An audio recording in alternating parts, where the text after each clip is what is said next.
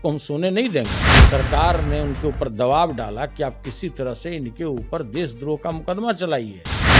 उससे आपने हमको वंचित कर दिया और आप आराम से सोए रहिएगा, आपको हम सोने नहीं देंगे। और जो जीता हुआ कैंडिडेट था उसको लाठियों से मार करके वहां से भगा दिया गया था जहां पर काउंटिंग हो रहा था। मेरा ही नाम काट दिया गया, तो बड़ा विचित्र स्थिति है।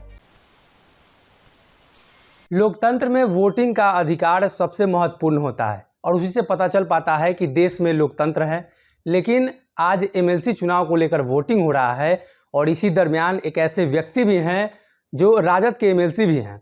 सुनील सिंह हमारे साथ है। इनका वोटिंग अधिकार यूँ समझिए तो रद्द कर दिया गया है, आपको वोटिंग नहीं करने दिया गया है, क्या मामला था? ये बड़ा ही दुर्भाग्यपूर्ण स्थिति है और आप जानते हैं कि जो राज्य में स्थिति है, अंधेर नगरी चौपट राजा, टके सिर खाजा टके सिर भाजा, उसी के हम शिकार भी आज हो गए। जब हम सोनपुर प्रखंड में गए अपने मताधिकार का प्रयोग करने के लिए, जो आज लोकल बॉडी का इलेक्शन हो रहा है एमएलसी का, तो सभी लोगों ने मेरे नाम को खोजा, कहीं उसको नाम नहीं मिला। जबकि आप भी जानते हैं कि पहला नाम जो था वहाँ के स्थानीय जो एमएलए हैं रामानुज बाबू, उनका नाम था। और हालांकि उसके ऊपर मेरा नाम होना चाहिए था, अपर हाउस के मेंबर हम हैं, लेकिन मेरा कहीं नाम नहीं था।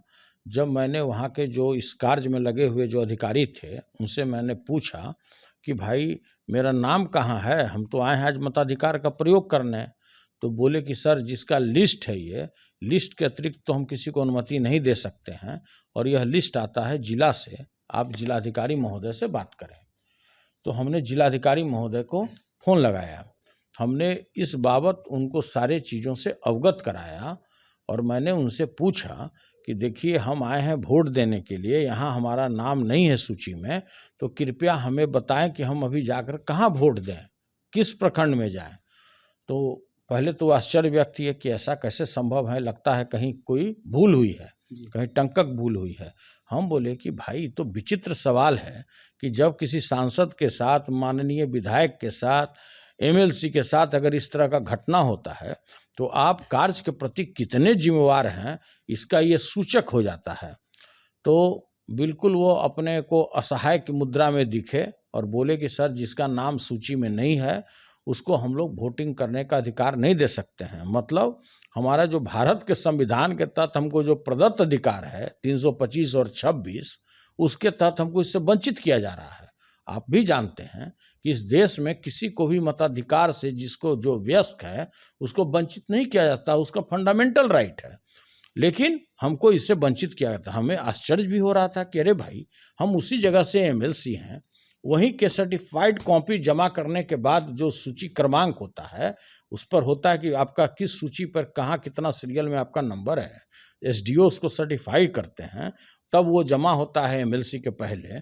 और भाई और मेरा ही नाम काट दिया गया, तो बड़ा विचित्र स्थिति है। तो इसकी शिकायत मैंने राज्य में सीओ से की, चीफ इलेक्शन ऑफिसर से। उन्होंने भी आश्चर्य व्यक्त किया, बोला कि हम इस संबंध में बात करते हैं कि मामला क्यों ऐसा गड़बड़ाया, ऐसा तो होना नहीं चाहिए। तो बड़ा विचित्र परिस्थिति है। सबसे बड़ी बात है कि जब हम गए अपना मताधिकार का प्रयोग करने के लिए तो बड़ा बेआबरू होकर के हमको बाहर आना पड़ा। हमारे सैकड़ों कार्यकर्ता आप भी जानते हैं, सोनपुर में सारे लोग बाहर खड़े थे और काफ़ी हमें लज्जा भी महसूस हो रहा था, ग्लानि महसूस हो रहा था इस सरकार के नाकामियों के कारण। सरकार जिस तरह से कार्य कर रही है हर एक क्षेत्र में, तो हमारा तो भाई कहीं ना कहीं षड्यंत्र की बू आती है कि भाई एक सुनियोजित षड्यंत्र के तहत मेरे नाम को काटा गया। ये अपर हाउस में सवाल उठाने को लेकर तो कहीं षड्यंत्र नहीं है? देखिए वो तो लगातार आप देखते होंगे कि जो व्याप्त भ्रष्टाचार है, जो सरकार की नाकामियां हैं, उसके लिए हम लगातार सदन में बात उठाते हैं। सरकार को इस पर काफ़ी गहरी आपत्ति भी होती है। आप देखे होंगे माननीय मुख्यमंत्री जी से भी बहुत सारे विषयों पर वाद विवाद होता है। खैर वो तो अलग विषय है। आप जानकर आपको आश्चर्य होगा कि वर्ष 2011 में मेरे ऊपर देशद्रोह का भी एफआईआर करने का ये लोग सूचना गांधी मैदान को दिया। जो उसमें यहाँ के तत्कालीन जो हमारे प्रबंध निदेशक महोदय थे, सरकार ने उनके ऊपर दबाव डाला कि आप किसी तरह से इनके ऊपर देशद्रोह का मुकदमा चलाइए, कि भाई ये सरकार के विरुद्ध में बयान देते हैं, सरकार का जो नीति है उसके विरुद्ध में ही बोलते हैं। तो उन्होंने एक एफआईआर भी हमारे ऊपर में करने की सूचना दी थी गांधी मैदान थाना को।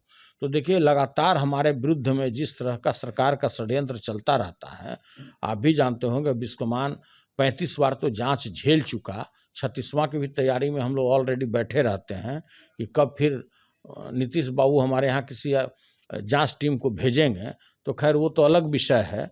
तो देखिए यह अगर निष्पादन नहीं हुआ कि मेरे किस कानून के तहत मेरे वोटिंग अधिकार से हमको वंचित रहना पड़ा, क्यों नहीं हमको मताधिकार का प्रयोग करने दिया गया, तो अगर इसका कोई फलाफल नहीं निकलता है 1-2 दिनों में तो हम न्यायालय के शरण में जाएंगे। एक और सवाल उठता है सर, अपर हाउस के आप सदस्य हैं और आपका नाम कट जाता है तो और भी जो वार्ड सदस्य हैं उन लोगों का भी नाम तो पूरे बिहार में कटा होगा। स्वाभाविक है, बड़ा अलग टाइप का खेल चल रहा है। आपने पिछले चुनाव में देखा होगा, बिहार विधानसभा के चुनाव में, कि जो उनके पार्टी के जो डबल इंजन के जो सरकार अभी बने हुए हैं भाजपा और जदयू के, कई लोग हार को स्वीकार करके घर में जाकर सो गए थे। उनको फोन करके बुलाया गया था कि आइए आप जीत गए, सर्टिफिकेट ले जाइए, और जो जीता हुआ कैंडिडेट था उसको लाठियों से मार करके वहाँ से भगा दिया गया था जहाँ पर काउंटिंग हो रहा था।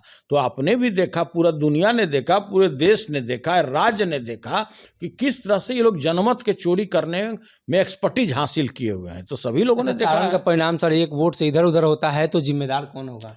जिम्मेदार सरकार होगी, और इसके लिए हम समझ लीजिए कि जो भी हमको अधिकार मिला हुआ है अंतिम न्यायालय तक हम जाएंगे। आप बिल्कुल चिंता मत कीजिए कि किस आधार पर, किसके नाकामियों के कारण, अगर इसके लिए जिलाधिकारी अगर दोषी हैं तो जिलाधिकारी को पार्टी बना करके हम केस करने जा रहे हैं। आप कहाँ पर पड़े हुए हैं? आपने हमको वंचित कर दिया मताधिकार के प्रयोग करने से। जो भारत के संविधान में हमको 325 और 26 के तहत जो अधिकार मिला हुआ है उससे आपने हमको वंचित कर दिया, और आप आराम से सोए रहिएगा। आपको हम सोने नहीं देंगे। हम उच्चतम न्यायालय तक जाएंगे, कोई ना कोई रिजल्ट आपको देंगे।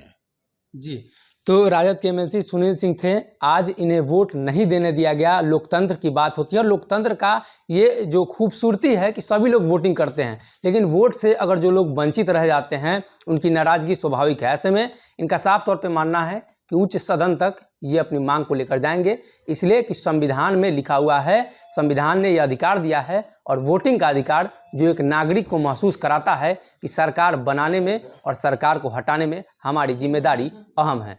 अगर ये वीडियो पसंद आई और वह बिहार के राजनीति और बिहारियत से सरोकार रखेनी तो सब्सक्राइब बटन दबा के चैनल के सब्सक्राइब कर ली। ओजे एगो घंटी बा, ओकरा बटन दबा देला से कुल सटीक और मारक खबर रुआ मुफ्त में मिल जाई।